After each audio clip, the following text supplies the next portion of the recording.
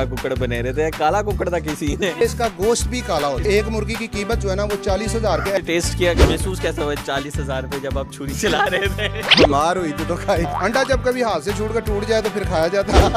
तो ऐसे दिल को सुकून होता है जैसे रूह अफ़ज़ा का गिलास पिया। मेरे साथ तो ऐसे जैसे फैमिली मेंबर है। काले फैमिली मेंबर साडा काला है दिलदार पे गोरियान दफा करो। अस्सलाम वालेकुम नाजरीन, कैसे हैं आप लोग? मैं हूं आपका दोस्त, आपका होस्ट इब्राहिम पीरज़ादा। और नाजरीन, मैं इस वक्त मौजूद हूं एक घर की छत पर जहां पर मुझे काले रंग के मुर्गे और मुर्गियां नजर आ रहे हैं। और ऐसे दिलकश और चमकदार मुर्गे मुर्गियां मैंने आज तक नहीं देखी। और मेरे साथ मौजूद हैं इन मुर्गों और मुर्गियों के मालिक फैसल गुज्जर साहब। उनसे जान लेते हैं कि ये होम फार्मिंग का उनको ख्याल कहाँ से आया और कैसा प्रॉफिट कमा रहे हैं, और ये पटाख की खबरें जो हैं ये और आवाज़ें जो हैं ये कैसी लगती है उनको और कैसा महसूस करते हैं इनमें। अस्सलाम वालेकुम। वालेकुम सलाम। कैसे ख्याल आया होम फार्मिंग की तरफ, और इतने ज़्यादा काले मुर्गे, ये काले मुर्गे हैं क्या? सर फार्मिंग का ख्याल तो मैं 2010 से फार्मिंग कर रहा हूँ। पहले बटेर की करता रहा, फिर ब्रायलर की करता रहा। लेकिन जब इमरान खान साहब ने होम फार्मिंग के लिए बयान दिया तो उनका मजाक उड़ाया गया। लेकिन मैंने गोल्डन मिश्री वगैरह घर में पहले रख ली। अच्छा। उसके बाद आस्ता आस्ता मैं बेंटम और आस्ट्रोलोब वगैरह मुर्गियाँ जो है ना फैंसी वो रखता रहा। वो रखने के बाद ये काली मुर्गी है, इसका तारुफ मैं करवाता चलूँ। ये इंडोनेशिया की ब्रीड है। इंडोनेशिया का जावा आइलैंड है, वहाँ की ये ब्रीड है। इसकी ये खसूसियत है कि इसमें आयरन बहुत ज़्यादा पाया जाता है। ये मुकम्मल काली होती है। इसके पार, इसकी कलगी, इसके पंजे, इसका गोश्त भी काला होता है। इसका गोश्त भी काला होता है। और इंडोनेशिया में खाया जाता है गोश्त? और इंडोनेशिया नहीं, पूरी दुनिया में खाया जाता है अब। लेकिन बहुत अमीर लोग खाते हैं क्योंकि इसकी डिश बहुत महंगी होती है। आप अगर इंटरनेट पे गूगल पे सर्च करें मोस्ट एक्सपेंसिव फूड तो आपको इसी का याम शिमानी के काले गोश्त का जिक्र आएगा। तो मुझे ये बताएं कि ये मैंने सुना है तलोर के बराबर का गोश्त होता है इस पे? क्योंकि तलोर कम हो गए हैं अरब में, जो इस पे फोकस ज्यादा होना चाहिए। ध्यान रखना है थे ना ये सारे अरबी सर देख लेंगे। गुजर साहब कहें, गुजर साहब ने कहा गुजर साहब कीमत दें जी, पैसे दें, ले लें, वो ले लें, हमने तो सेल करने के लिए रखी हुई है। मुझे ये बताइएगा कि इस ब्रीड के बारे में आपको किसी ने बताया था या आपने खुद इसके बारे में सर्च किया? जब मैं फार्मिंग कर रहा था तो सर्च करते करते बंदा पहुंच जाता है। मेरा घर छोटा सा आपने देखा है, शादरा में रहायश है, छोटा सा घर है। छोटे से घर की छत पे मैंने जब देसी मुर्गियां रखी तो वो बहुत ज़्यादा रखनी पड़ती थी, फिर थोड़ी सी अर्निंग होती थी। अच्छा, इसलिए मैं महंगी ब्रीड की तरफ जा रहा था कि कोई ऐसी ब्रीड हो जो बहुत ज़्यादा महंगी हो और थोड़ी सी मुर्गियां रख के भी केयर कम हो, जगह कम हो, स्पेस कम हो, जिसमें वहाँ पे कम उठानी पड़े और अर्निंग ज़्यादा हो जाए। तो फिर मैं सर्च करते करते इस पे पहुंचा और ये बड़ी मज़ेदार ब्रीड थी। ये कोई भी नया बंदा देखता है वो एक बार तो हैरान हो जाता है जी, गोश्त भी काला। मैं भी देख के हैरान हो रहा हूँ, जितनी ज्यादा इस पे चमक हुई है। मुझे लगता है चेरी ब्लॉसम तो नहीं आप यूज करते रहे? बस देखने में ऐसे ही लगता है और माशाल्लाह बड़ी प्यारी लगती हैं। तो वो मुझे बताएं, चिट्टे कुकड़ के बारे में तो बड़ा मशहूर रहा था, चिट्टा कुकड़ बने रहे थे, काला कुकड़ था किसी ने? सर ये काला कुकड़ उससे भी जबरदस्त है। वो काले जले बाज देख रहे हैं बनेरे पे बैठे हुए हैं कि नहीं बैठे हुए। और दूसरी इन पे आने की मेरी वजह ये हार्ड ब्रीड है। ये बिल्कुल देसी मुर्गियों की तरह बहुत हार्ड है। शाम को यहाँ दीवार पे बैठी होती हैं, रात को खुली। यहाँ 25 फुट नीचे प्लॉट है, प्लॉट में छलांग लगा देती हैं खुद ही ऊपर। वहाँ पे ज्यादा गंशन भी पड़ा हुआ है, बकरे भी रखे वो बकरियां रखी हुई हैं, उनमें ये पंजों से खोलती हैं, उसको ना करती रहती हैं पंजों के साथ, खुश रहती है मुर्गी। अच्छा, इसके मोर्टेलिटी रेट के हवाले से, क्योंकि सबसे ज्यादा लोगों को जो कंसर्न होता है उसके मोर्टेलिटी रेट के ऊपर होता है। मोर्टेलिटी रेट उन मुर्गियों का ज्यादा होता है जो बिल्कुल जो है ना वो जिनकी इम्यूनिटी बहुत कम हो। अच्छा। जो चल ना सकें, दौड़ ना सकें, उड़ान ना भर सकें। यहाँ पे मैं देख रहा हूँ कच्चे फर्श पे भी फिरी हैं और आपने रेत का भी इंतजाम खुदों में इनके रेत डाली हुई है। बाहर पक्के फर्श पे घूम रही हैं, दीवार पे छलांग खुद लगाती हैं, खुद नीचे आ जाती हैं और बकरों के साथ भी खेल-कूद के साथ भी नीचे चली जाती है और नीचे से सीढ़ी पे खुद ऊपर आ जाती हैं। अच्छा। वो सीढ़ी जो लगी हुई है आपने देखी है। तो इतनी स्ट्रॉन्ग और इतनी हार्ड ब्रीड जो है ना उसकी मोर्टेलिटी कदरे कम होती है। बाकी अल्लाह ताला की रज़ा तो हर जगह शामिल है। बिल्कुल, जिंदगी मौत अल्लाह ताला के हाथ में। अच्छा, मुझे ये बताइएगा कि किस तरह से आपने इसकी केयर करना स्टार्ट किया, कितने साइज़ के, कितनी एज के लेकर आए थे आप और कितनी रेट पे लेकर आए और किस तरह से इसमें आपने आगे इसको लेके चलते रहे? जी मेरे पास अल्हम्दुलिल्लाह अब तो 40 के लगभग बर्ड हैं, लेकिन मेरे कैपेसिटी नहीं थी कि मैं स्टार्ट में 40 बर्ड इकट्ठे लेता। मैंने 4 चूज़ों से स्टार्ट किया था। मेरे घर में कोई ब्रूडर को बकायदा को खुड्डा वो जो ना वो तब वो 4,000 पर पीस के हिसाब से ना कीमत थी इनकी। तो इनका खुड्डा वगैरह कुछ नहीं था, छोटा सा वाशरूम था, उसी को यूटिलाइज़ किया। ये छत पे जो एक्स्ट्रा वाशरूम था अच्छा। लोग कहते हैं जी वो हमारे पास जगह नहीं, ऐसे नहीं वैसे नहीं। हमने छत पे जो वॉशरूम था उसको इतनी सीरियस ले लिया वजीर आजम की बात? बस जी सीरियस ले लिया। पहले मैंने गोल्डन मिस्री भी रखी हुई थी, उसको यूटिलाइज़ किया। छोटा सा एक डब्बे का ब्रूडर बनाया, उसमें पाले, सेल किए, फिर 6 लिए, फिर 10 लिए। ऐसे करते करते मैंने ज़्यादा ब्रीड को बढ़ाते बढ़ाते अब तो माशाल्लाह बाहर से इंपोर्ट भी करते हैं, यूरोप से भी। कि आप जो है वजीर आजम के नज़रिए के ऊपर कायम है कि बाहर से लोग आएंगे यहाँ पर कमाई करने के लिए, खाना खाने के लिए। बाकी बहुत सारी बातों में मुझे इख्तलाफ भी हो, लेकिन इस पे मैं मुतफिक हूँ कि बाहर से लोग आ रहे हैं खाना खाने के लिए। बिल्कुल आ रहे हैं, और इंशाल्लाह ये पाकिस्तान इसको जो है ना एक्सपोर्ट लेवल पे लेके जाएंगे इंशाल्लाह। अच्छा, मुझे इसके फ़वाइद बताइएगा। और हम बच्चों के हवाले से बात करना चाह रहे थे कि कितने का बच्चा इसका मिलता है, आपने कितने का लिया और किस तरह से इसकी आपने ग्रो किया? माशाल्लाह मैं देखता हूँ कि आपने 4 से काफ़ी ज़्यादा, 4 से भी मल्टीप्लाई किया जाए उससे 10-15 गुना आपने ज़्यादा रख लिया। सर 4 के साथ 0 लग गया, अल्लाह ताला ने लगा दिया, मेरे अल्लाह की रहमत हो गई है। अच्छा, ये ऐसी बात है कि आपने चूज़े लेने हैं ना, चूज़े का जो इस टाइम मार्केट में रेट चल रहा है वो तकरीबन 3500-4000 चल रहा है। अच्छा। और बहुत डिमांड पे है हमारे पास, तकरीबन बुकिंग पे है सारा चूज़ा। जो इनक्यूबेटर में भी लगे हुए हैं वो अंडे वो भी यानी कि वो बिक चुके हैं, इतनी ज़्यादा डिमांड है। इतनी ज़्यादा डिमांड है। अच्छा, इसके अलावा दूसरी बात ये है कि इनको पालने का तरीका, जो सेम गोल्डन मिस्री के चूज़ों का पालने का तरीका है वही इनको पालने का तरीका है। सही। इनकी वैक्सीन मैं तो करता हूँ, कोशिश करें जी वैक्सीन करें। अगर कोई वैक्सीन नहीं कर सकता तो लहसुन प्याज वगैरह का वो पानी दे, उसके साथ एंटीबायोटिक जिसमें ज़्यादा इम्यूनिटी जो है ना वो बढ़ जाती है। Immunity booster. आटे में देख रहे हैं हम हल्दी, तारा मीरा और लौंग, काली मिर्च, इसका पाउडर वगैरह बना के वो मिक्स करके देते रहते हैं हफ्ते बाद। ये चीज़ें देने से इनकी इम्यूनिटी जो है ना वो बेहतर हो जाती है। यानी कि आप इनकी इम्यूनिटी का ख्याल रख रहे हैं, खाने का ख्याल रख रहे हैं। और ये कॉस्ट कितनी इनकी पड़ी है आपको और कितना खाना देते हैं आप? 40 एक मुर्गी जो है ना वो तकरीबन 7-8 रुपये डेली की जो है ना वो कॉस्ट आ रही है, इससे ज़्यादा नहीं होती। अच्छा, 7-8 रुपये सिर्फ एक मुर्गी की 7। और महीने में फिर कितना देके जाती है? महीने में एक मुर्गी, अगर जो एग लेइंग मुर्गी है ना मैं उसकी बात करूं तो वो तकरीबन 15 से 20 अंडे देती है। 15 से 20 अंडों को अगर एज एट अंडे सेल करें तो 1500 के हिसाब से नॉर्मली अंडा एक साल में कितनी दफ़ा अंडे देती है? ये कंटिन्यू देती रहती है। कोई मुर्गी कुड़क होती है, अदरवाइज बाकी मुर्गियाँ कुड़क नहीं होती। अच्छा, कंटिन्यू देती रहती हैं।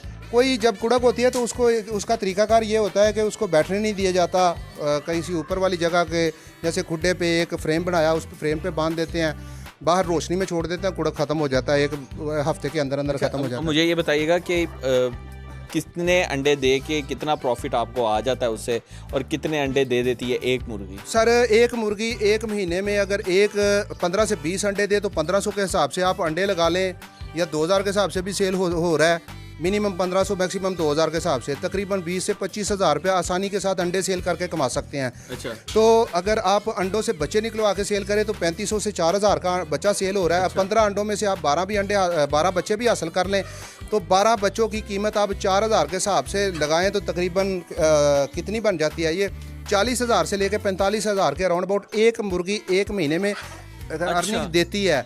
और इसमें से उसकी फीड वगैरह का सारा खर्चा जो है ना वो 300-400 रुपया खर्चा होता है, इससे ज़्यादा नहीं होता। यानी कि 300-400 रुपया आपका ये मुर्गी खाती है और आपको महीने का 40 से 45 हज़ार दे। बेशक जी, बिल्कुल ऐसी बात है। इसके साथ अल्लाह ताला की मर्जी रज़ा शामिल हाल होनी चाहिए। बिल्कुल, अल्लाह ताला की मर्जी और रज़ा हमेशा शामिल हाल होती है। अच्छा, मुझे ये बताइएगा कि ये जितनी मुर्गियाँ हैं ये एक साथ ही लेके चलती हैं अंडों को, या इनका कोई सीज़न होता है? नहीं, ये कंटिन्यू देती रहती हैं। अच्छा। कोई भी ब्रीड जो इनक्यूबेटर से नस्ल दर नस्ल निकलनी शुरू हो जाती है ना वो कंटिन्यू देती है। और मौसम में कैसा इनका? सर्दियाँ, गर्मी, बरसात? जो बरसात का मौसम होता है ना, हबस का मौसम, उसमें एग लेइंग कदरें थोड़ी सी कम हो जाती है। हम उसमें भी जो है मल्टीविटामिन वगैरह इनको के लिए क्या किया आपने? गर्मियाँ जो गुजरी ये छत के ऊपर ये ग्रीन शेड लगाया बस। और लोग तो पंखे और कूलर वगैरह का इस्तेमाल, पंखा वो छत वाला पंखा एक लगा हुआ है वो लगाया हमने गर्मियों में, वही चलता रहा। छोटा ये 12 वोल्ट का पंखा था वो लगाया हुआ था। अच्छा। नीचे रेत बिछाई हुई थी हमने, रेत पे पानी का छिड़काव करते थे 9-10 बजे सारा दिन। वो ठंडे 9 बजे आप 9-10 बजे वो पानी का छिड़काव करते थे। अच्छा। वो सारा दिन ठंडक रहती थी, कोई मसला नहीं बनता। अच्छा, और मोर्टेलिटी रेट क्या रहा गर्मियों के अंदर? अल्हम्दुलिल्लाह कोई मोर्टेलिटी नहीं हुई बड़ों में से।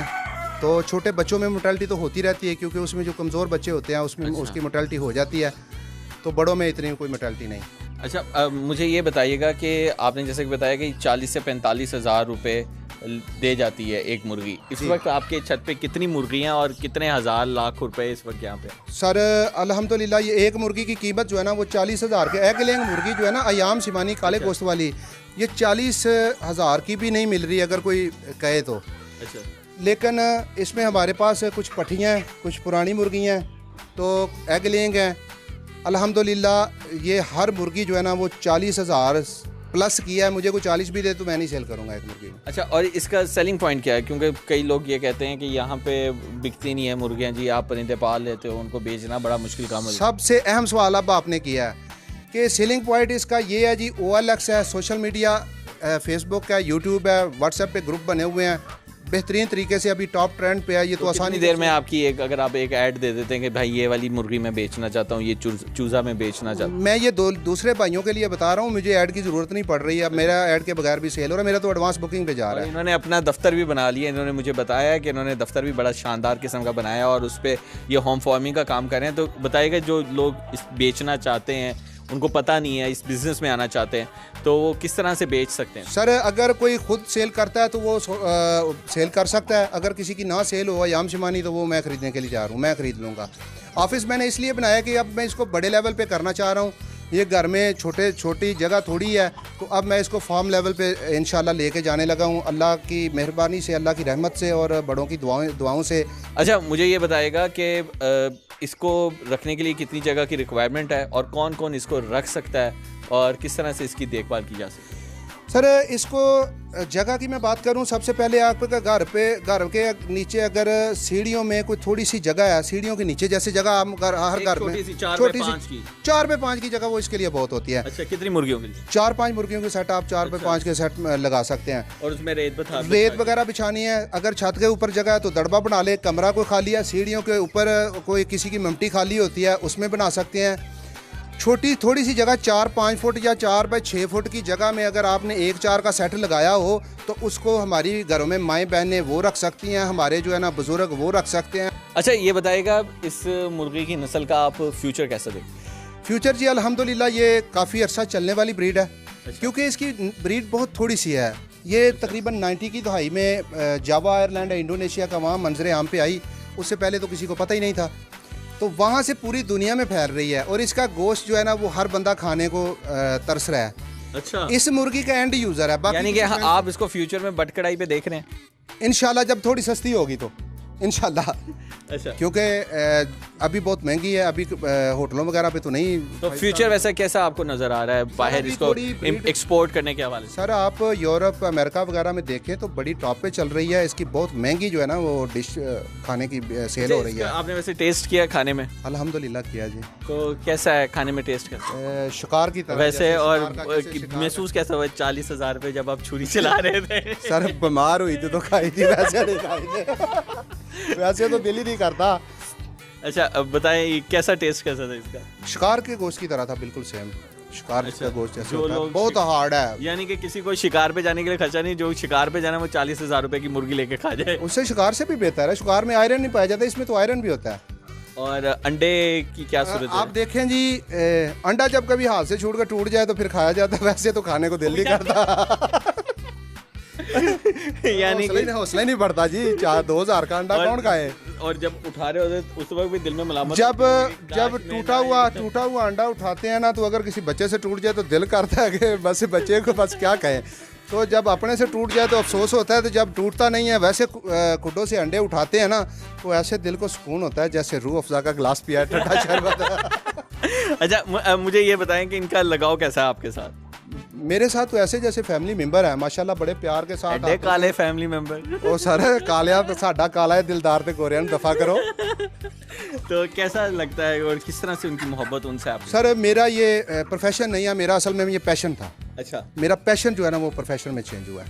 आप दिल से मोहब्बत से करोगे तो अल्लाह ताला इनके वसीले से आपको भी देगा। आगे और भी कोई इस तरह का कारोबार करने का इरादा? मैं इसको फार्म लेवल पे लेके जाने की कोशिश कर रहा हूँ। अच्छा। इसको इंशाल्लाह फार्म लेवल पे लेके जाएंगे और बड़े पैमाने पे 2-3 जगह गांव में भी फार्म बनाएंगे। तो इंशाल्लाह इसको फैमिली मेंबर की तरह हम प्यार के साथ रखें। सब्ज़ी चावल मैं तो अकेला रोटी नहीं खाता जी, जब तक इनको दाना ना डालूं। और जो आप खाते हैं वही इनको खिलाना? वही इनको खिलाता हूँ। अच्छा, मुझे ये बताइएगा, ये बड़ी खतरनाक किस्म की मुर्गी लग रही है और मुर्गी कम मुर्गा ज़्यादा लग रहा है, तो ये मुझे बताइएगा ये कौन सी नस्ल? ये फाइटर ब्लड लाइन है, शामू इसको कहते हैं, ओ शामू। ये लड़ाका खातून है? शामू, ये लड़ाका खातून है जी। ये अच्छा। हमने अब शामू का भी शुरू किया है अल्हम्दुलिल्लाह, याम सुबानी के साथ साथ शामू। तो इसको क्या इलेक्शन लड़वाना है आपने, क्या इसको ये इलेक्शन या इनकी सिक्योरिटी के लिए रखा है? इनकी सिर्फ मैं तो लड़वाता नहीं, मैं जो इस बात के खिलाफ हूँ, लेकिन ये तो ब्रीड के लिए मैंने ब्रीड के लिए लिए हैं, तो इंशाल्लाह अब शामू की भी फार्मिंग। तो इसको कैसा इस फ्यूचर देख रहे हैं आप और इसको कैसे ख्याल आया? फाइटर है, जब तक शौकीन जिंदा है तब तक कोई ये तो सेल होती रहेंगी ना, इसका तो कोई रोक ही नहीं सकता। और इसके एक्सपोर्ट लेवल वगैरह या इस तरह? अभी तो ये पाकिस्तान में इंपोर्ट हो रही है, इसका 10-15 हज़ार का, 15 से 20 हज़ार का भी बच्चा सेल हो रहा है। तो आपने ये कितने का लिया था? ये मैंने 80 हज़ार का लिया था, मोइन भाई हैं टाउनशिप से, उनसे। अच्छा, और अब कितने का ये सेल होगा? तो अब तो बच्चे निकलवा के सेल करूंगा। मैंने ये नहीं लिया, मैंने पूरा सेट लिया था। अच्छा अच्छा, जी पूरा सेट लिया था। पर पीस जो है ना वो 80 हज़ार के हिसाब से। मुर्गा थोड़ा महंगा। तो इसकी वैसे कैसी है, इम्यूनिटी कैसी है इसकी? इसकी स्ट्रॉन्ग है जी, बहुत हार्ड है। ये देसी फाइटर है, फाइटर कोई भी हो उसकी इम्यूनिटी बहुत। यानी कि आपने PIA के तैयारों के साथ साथ फाइटर जेट भी रखे? बेशक जी बेशक, सारे रखे हैं, सारे रखे हैं तो मुल्क चलता है, वैसे निज़ाम नहीं चलता। अच्छा, मैं ये देख रहा हूँ कि इसके ऊपर आपने नॉब्स लगाई हुई हैं, मिस्ट फैन बनाया हुआ है, ये कैसे आपने जुगाड़ लगाया और ये पंखा किस तरह से इस्तेमाल करते हैं और कितनी देर करते थे? सर ये गर्मियों में जब मई जून का महीना होता है ना, अच्छा। आपको पता है ह्यूमिडिटी बहुत कम हो जाती है, लो बहुत तेज़ चलती है, तो इनको मौसम हवा को ठंडा रखने के लिए, बर्ड को जो है ना वो ठीक रखने के, ठंडा रखने के लिए हमने ये मिस्ट नोजल लगाई हुई हैं। यहाँ 12 वोल्ट का पंप लगा। इसका खर्चा कितना आ गया था? इसका सारा खर्चा 2000 का सारा पंप। ये वो घर में जो पंखा पड़ा हुआ है, घर में जो पंखा पड़ा हुआ है उसका आप बस 2000 रुपये खर्चा करके, बिल्कुल जी सादे तरीके से ये देसी जुगाड़ लगा के हमने 2000 रुपया खर्चा किया। और एक ये किया, एक खुड्डे के ऊपर किया हमने, ऊपर भी लगाया हुआ है। हम पीछे बर्फ वाला पानी डालते थे, आगे ठंडी हवा आ जाती थी, ऐसे जैसे AC की आवाज आ रही तो है। यानी कि आपको कूलर की भी जरूरत नहीं, AC की भी जरूरत नहीं, और सस्ते पैसों में ये उसी पानी में हम दो जो है ना वो बर्फ के टुकड़े डाल देते थे। तो अल्लाह खैर सल्ला जबरदस्त। ये जी हम अब खुड्डे के अंदर आ गए और अब देख रहे हैं कि इस खुड्डे के अंदर बड़ी टेक्निक इन्होंने लगाई हुई है। बड़ा ऐसा लगता है जैसे जो कदीम रिवाज था और कदीम तरीके से जिस तरह से रखा जाता था उसी तरह से रखा है आपने। सर ये देखें, रखने का मकसद असल ये है कि इनको हर लिहाज से सहूलत फराम करनी है हमने। ये मिस्ट नोज़ल लगाई हुई हैं, जब ये चलता था ना 5 मिनट के बाद 30 सेकंड ये चलती थी, सारे खुड्डे में ऐसे ठंडा माहौल हो जाता था जैसे गर्मी का नाम निशान ही नहीं है। तो ये गीला हो जाती, रेत गीली हो जाती, वो गर्मियों में तो गीली करनी ज़रूरी होती है। अच्छा, वो नीचे से भी ठंडी रहती है, बीमारी का खदशा, ठंडी बीमारी का खदशा कम होगा और बर्ड जो है ना उनकी ग्रोथ अच्छी होगी। अच्छा, एक सवाल मैं आपसे पूछना चाहता हूँ। सवाल है इस बात से मुतल्लिक कि कई लोग कहते हैं कि आप जूते लेके ना जाएं फार्मिंग के अंदर, जहाँ फार्म्स रखे हुए हैं आपने वहाँ आप जूते लेके ना जाएं, लोगों को ना आने दें, बीमारियाँ आ सकती हैं, इसका मुझे बताइएगा। बायोसिक्योरिटी इसको कहते हैं जी, बायोसिक्योरिटी का ख्याल रखना चाहिए। किसी दूसरे फार्म से अगर कोई आ जाता है तो वो आपके फार्म में आएगा, तो वहाँ का वायरस, अगर कोई बर्ड बीमार हुए वहाँ, तो वो वायरस आपके फार्म में भी आने का खतरा होता है। बायोसिक्योरिटी का ख्याल रखना चाहिए, मैं भी रखता हूँ। और बाकी जो लोग आप अपने घर से आते हैं जो घर से आते हैं उनका कोई मसला नहीं होता। अच्छा, बाहर से कोई दूसरे फार्म से आए तो दूसरे फार्म से अगर कोई आता है या कोई बाहर से आए तो उसका यानी कि आपने अपना वो जो फार्मिंग का जो आपने ऑफिस बनाया इस वजह से बाहर बनाया, इसी वजह से वो फार्म ऑफिस जो है ना वो बाहर बनाया है। और मुझे इंपोर्ट के हवाले से बताइएगा कि किस तरह से आप इसको इंपोर्ट कर रहे हैं और किस तरह से ले सकते हैं पाकिस्तानी। भाई बहुत सारे भाई और भी इंपोर्ट कर रहे हैं, हम भी इंपोर्ट कर रहे हैं। मेरी और मोइन भाई की शिपमेंट अब आ रही है इंडोनेशिया से। अच्छा, डायरेक्ट वो काली ज़ुबान वाली। ये यूरोपियन ब्लड लाइन है, ये देखें जी, ये इसके पाँव में रिंग है, ये बेल्जियम इंपोर्ट है। अच्छा, हम बाहर से अब मंगवा भी रहे हैं। अब सिर्फ इन पे डिपेंडेंट नहीं है, बाहर से मंगवाते हैं, सेल भी करते हैं और सेल पर आपने कारोबार तब शुरू किया था जब आपने चार्ज ली थी बाहर से, अब आप इसके इंपोर्टर भी बन गए। अल्हम्दुलिल्लाह जी, अब तो इंपोर्ट भी कर रहे हैं, सेल भी कर रहे हैं, यूरोप से भी और इंडोनेशिया से भी, दोनों मुल्कों से कर रहे हैं। सही हो। नाज़रीन, ये हमारे साथ मौजूद है फैसल गुजर और हम लोगों को बता रहे थे कि इस छोटे से हिस्से में, ये 3 मरले का एक घर है, इस 3 मरले में भी गालिबन 1 मरला होगा जहाँ पे इन्होंने मुर्गियाँ पाली हुई हैं और इससे लाखों रुपए मंथली के हिसाब से जनरेट कर रहे हैं, जो कि आप सोच भी नहीं सकते कि आप अपनी छत से इतना ज़्यादा पैसा कमा सकते हैं। तो एक ये मोटिवेशनल और इंस्पिरेशनल किस्म की पर्सनैलिटी हमारे साथ मौजूद थी जिन्होंने फैसला किया कि वो अब मुर्गियों के कारोबार में आएंगे और अर्निंग जो है वो मिलियंस तक लेके जाएंगे। मिलते हैं आपसे अगली वीडियो में, अपना ख्याल रखिएगा, अल्लाह हाफ़िज़।